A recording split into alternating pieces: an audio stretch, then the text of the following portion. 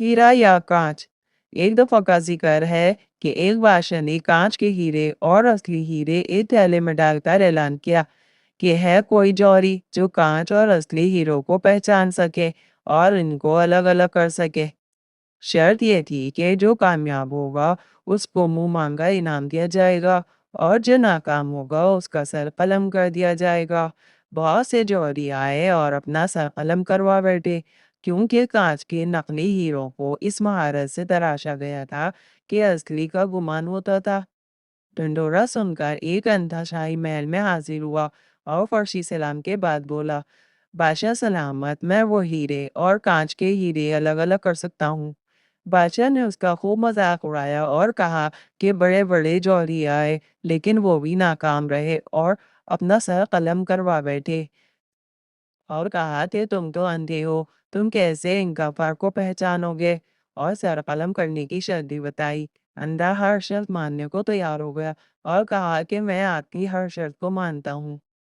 बादशाह ने कहा ठीक है और वो हीरो की थैली अंधे को दे दी। अंधा वो थैली लेकर महल से बाहर निकल गया और 1 घंटे के बाद हाजिर हुआ। उसके एक हाथ में असली और दूसरे हाथ में कांच के नकली हीरे थे। शाही जौहरों ने तस्दीक की कि अंधा जीत गया है।